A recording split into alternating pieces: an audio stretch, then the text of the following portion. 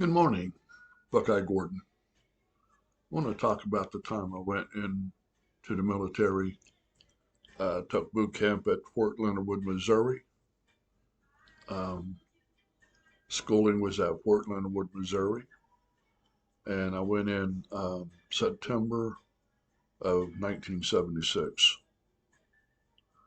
Um, my duty station, that's where you're going to be, for the most part, staying, doing the job that you were trained to do, was at Fort Stewart, Georgia.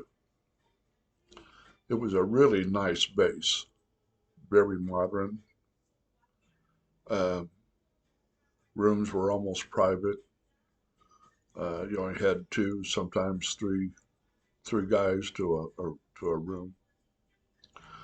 Um, One day though, I was there for about a year, and I got orders to see the company commander. So I went up and see him. He'd asked me to sit down, and all of a sudden I'm thinking, oh my gosh, something's wrong at home. But he said, congratulations, you're going to South Korea. So what? He says, you're going to South Korea. You need to pack up and be ready to go in 2 weeks. And I had always wanted to go. They give you back then your choice of where you want to do your duty station, and then the second choice, and then where you want to do duty station overseas. My first choice was South Korea. I got packed up, and within a couple of weeks, um, I was flying to South Korea. We made a stop in Tokyo, Japan. That was really interesting. Tokyo, Japan is exactly the way you see it on TV. Really bright billboards, lights, everything. A lot of people. Got to the motel, um, real nice motel. It was called the Palace. I remember that.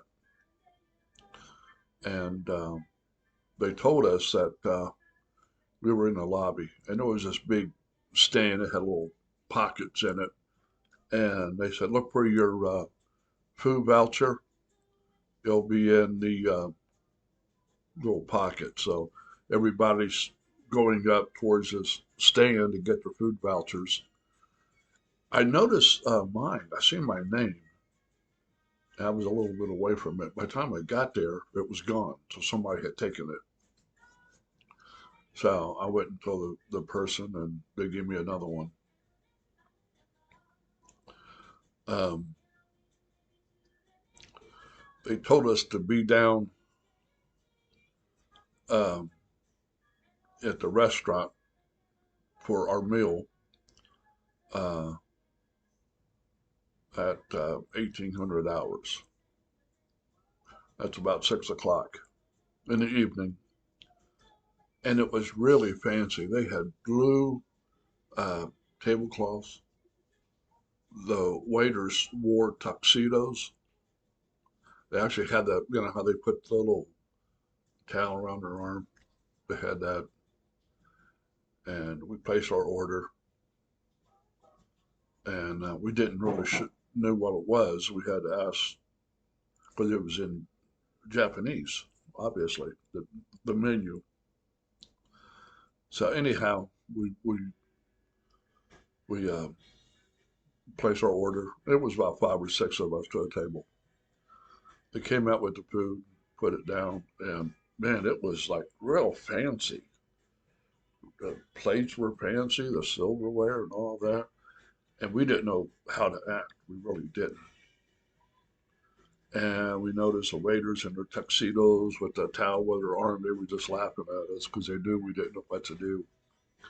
So we just started chowing down, man. We just ate. After that, we went back to our room, watch a little TV and talk. And we weren't allowed outside of the motel because you get lost easily.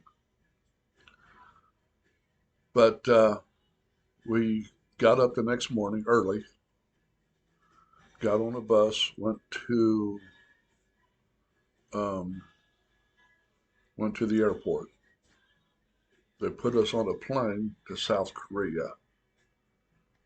Um, got to South Korea um, in Seoul, which is a capital of South Korea.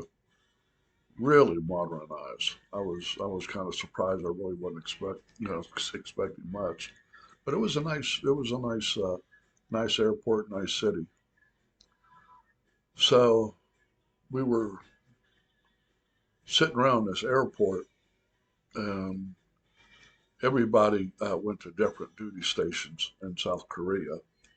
So we had to sit around, and they would come out and call your name. And when they call your name, you get up, grab your gear, off you go. Well, they called my name and two or three others, and got on this 2.5 ton truck in the back. So we're sitting back there, and we take off. And we must have driven at least 20, 30 miles. And then all of a sudden we hit dirt road filled with potholes. As initiation, they hit the potholes real good. And the back end of the truck would always jump up a little bit higher than the front end. And man, we were bouncing around, we were screaming, and you could kind of hear them laughing and stuff. So they really enjoyed it. So we finally got to where we were going to be, and I'm like, oh my gosh, looked like something out of the Stone Age. There was this American base, and it was surrounded nothing but trees and hills. And so we got out, and you see all these South Koreans, people that worked there, and military people, of course. Wasn't a very big base. It was Charlie Company, just big enough for about 100 people. Um, we they gave us a tour of the base and also a tour of the city that it was in. It was called Nanyang, which was really close to the DMZ. As a matter of fact, I had to go to the DMZ quite a bit for communications. But I'm like, oh my gosh, the road that went to the village was a dirt road, and there's a bar there, bars in this village. It was unfortunate, but you see a lot of blonde haired kids running around there, kids. Um, the soldiers had a yobo. Yobo was like a boyfriend, girlfriend type thing, somebody you live with. Got them pregnant, and then when their lease was up, bam, they were gone. They left the kids behind. I thought that was kind of sad. But I remember thinking, man, I'm going to be here for at least a year. The culture shock was huge. I wasn't really expecting that because I've been to Japan, which was nice. I've been to Seoul, South Korea, which was nice. And then all of a sudden, you know, Nanyang, Korea.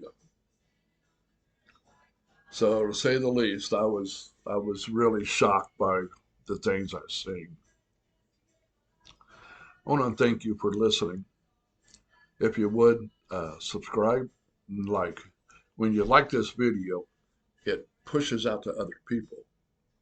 If you don't like it, the YouTube gods won't push it out. But other people maybe had the same experience I had would probably like to hear this.